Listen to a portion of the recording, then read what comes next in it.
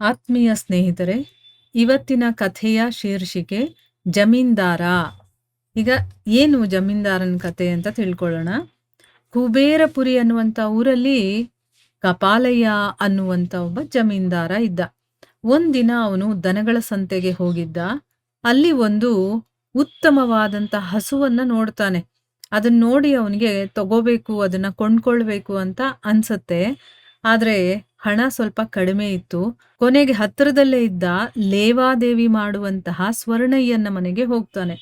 ಸ್ವರ್ಣಯ್ಯ ಕರಾರುವಾಕು ಮನುಷ್ಯ. ಅಂದ್ರೆ ಅವನು ಹೇಳಿದ್ದು ಕರೆಕ್ಟಾಗಿ ಅವನಿಗೆ ಕೊಟ್ಟು ಬಿಡ್ಬೇಕು. ತಗೊಳ್ಳೋದು ಕೊಡೋದ್ರಲ್ಲಿ ಅವನು ತುಂಬಾನೇ ಕರಾರುವಾಕು. ಅವನು ಹೇಳ್ತಾನೆ, ಸ್ವಾಮಿ, ನೀವು ಸಾಹುಕಾರರು ಅಂತ ನನಗೆ ಗೊತ್ತು. ಆದ್ರೂ ಕೂಡ ಏನೂ ಒತ್ತೆ ಇಲ್ಲದೆ, ಅಂದ್ರೆ ಏನಾದ್ರೂ ಒಂದು ಡೆಪಾಸಿಟ್ ಮಾಡದೆ ಇದ್ರೆ ಒತ್ತೆ ಇಡೋದು ಅಂತ ಹೇಳ್ತೀವಲ್ವಾ, ಅದನ್ನ ಇಟ್ಕೊಳ್ದೆ ನಾ ಹಣ ಕೊಡೋದಕ್ಕಾಗೋದಿಲ್ಲ ಅಂತನ್ಬಿಟ್ಟು ಹೇಳ್ತಾನೆ. ಸರಿ ಆಯ್ತಪ್ಪ, ಈಗ ನನ್ನ ಹತ್ರ ಇರೋದು ಈ ಖಡ್ಗ ಮಾತ್ರ. ಇದು ಸಾಮಾನ್ಯವಾದ ಖಡ್ಗ ಅಲ್ಲ, ಇದು ನಮ್ಮ ವಂಶಕ್ಕೆ ತಲೆತಲಾಂತರದಿಂದ ಬಂದಿರುವಂಥ ಖಡ್ಗ. ಇದನ್ನ ನಿನ್ನ ಹತ್ರ ನಾನು ಒತ್ತೆ ಇಡ್ತೀನಿ ಅಂತ ಹೇಳಿ ಖಡ್ಗವನ್ನ ಸಣ್ಣಯ್ಯನಿಗೆ ಕೊಟ್ಟು ಹಣವನ್ನ ಅವನು ತಗೊಂಡು ಹಸುವಿನ ಜೊತೆ ಅವನು ಮನೆಯನ್ನ ಸೇರ್ಕೊಳ್ತಾನೆ. ಅಂದ್ರೆ ಹಸು ತಗೊಳಕ್ ಅವನಿಗೆ ಹಣದ ವ್ಯವಸ್ಥೆ ಆಗತ್ತೆ. ಸೊ ಹಸುನ ಕೊಂಡ್ಕೊಂಡು ಅವನು ಮನೆಗೆ ಹೋಗ್ತಾನೆ. ದಿನಗಳು ಉರುಳುತ್ತೆ, ತಿಂಗಳುಗಳು ಉರುಳುತ್ತೆ. ಕಪಾಲಯ್ಯ ಹಣ ಕೊಟ್ಟು ಖಡ್ಗವನ್ನ ಬಿಡಿಸ್ಕೊಳ್ಳೋದಕ್ ಬರಲೇ ಇಲ್ಲ. ಸಣ್ಣಯ್ಯನಿಗೆ ಅವನ ನೀತಿ ಕೂಡ ಅರ್ಥನೇ ಆಗ್ಲಿಲ್ಲ. ಅವನೇನ್ ಮಾಡ್ತಾನೆ, ಜಮೀನ್ದಾರ ಕಪಾಲಯ್ಯನ ಮನೆಗೆ ಆಳುಗಳನ್ನ ಕಳಿಸ್ತಾನೆ. ಆದ್ರೆ ಅವನ ಮನೆಯಿಂದ 100 ಸಬೂಬುಗಳು ಬರ್ತಾ ಇತ್ತು. ಏನೋ ಒಂದು ರೀಸನ್ ಹೇಳಿ ಅವರು ವಾಪಸ್ ಕಳಿಸ್ತಾ ಇದ್ರು.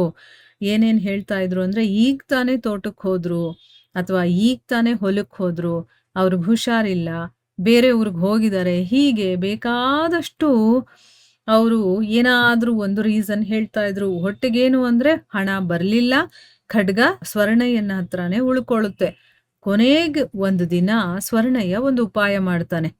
ಆ ದಿನ ಏನ್ ಮಾಡ್ತಾನೆ, ತನ್ನ ಕೂದಲು ಕತ್ತರಿಸೋದಕ್ ಬರ್ತಾನಲ್ಲ ಕ್ಷೌರಿಕ, ಅವನ ಹತ್ರ ಹೇಳ್ತಾನೆ, ಅಯ್ಯ, ನಿನಗೊಂದು ಗುಟ್ಟಿನ ವಿಷಯ ಹೇಳ್ತೀನಿ, ಯಾರಿಗೂ ಹೇಳ್ಬೇಡ, ನನಗ್ ತುಂಬಾ ಭಯ ಆಗ್ತಾ ಇದೆ.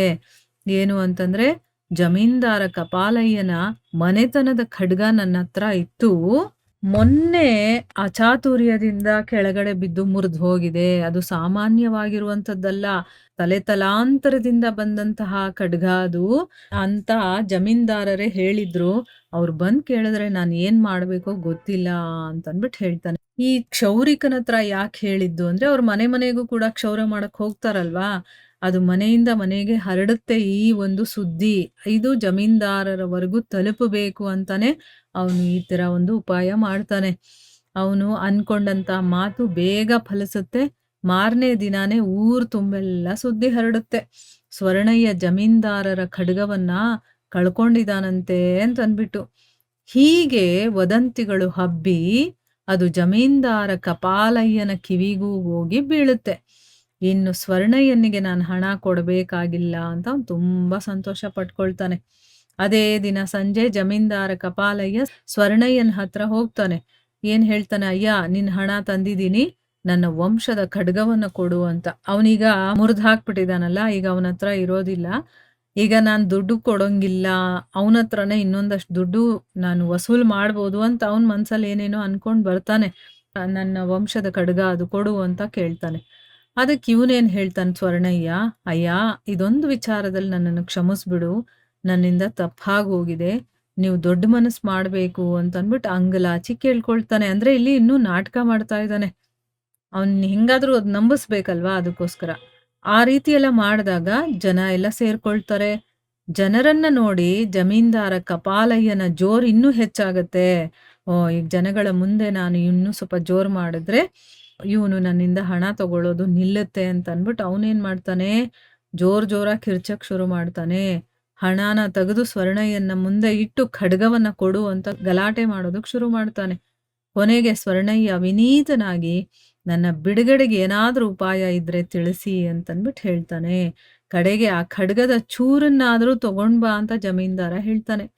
ಸ್ವರ್ಣಯ್ಯ ಏನ್ ಮಾಡ್ತಾನೆ, ಒಳಗಡೆ ಹೋಗಿ ಖಡ್ಗವನ್ನ ತಂದು ಜಮೀನ್ದಾರನ ಮುಂದೆ ಇಡ್ತಾನೆ. ಸ್ವಾಮಿ, ನಾನು ಮುರಿದಿದ್ದು ಬೇರೆ ವಸ್ತು, ದಯವಿಟ್ಟು ನನ್ನನ್ನು ಕ್ಷಮಿಸಿ, ನಿಮ್ಮ ಹಿರಿಯರಿಂದ ಬಂದಂತಹ ಖಡ್ಗ ಜೋಪಾನ್ವಾಗೇ ಇದೆ ತಗೊಳ್ಳಿ ಅಂತನ್ಬಿಟ್ಟು ಜಮೀನ್ದಾರನ ಖಡ್ಗವನ್ನ ಕೊಟ್ಟು ದುಡ್ಡು ತಗೊಳ್ತಾನೆ.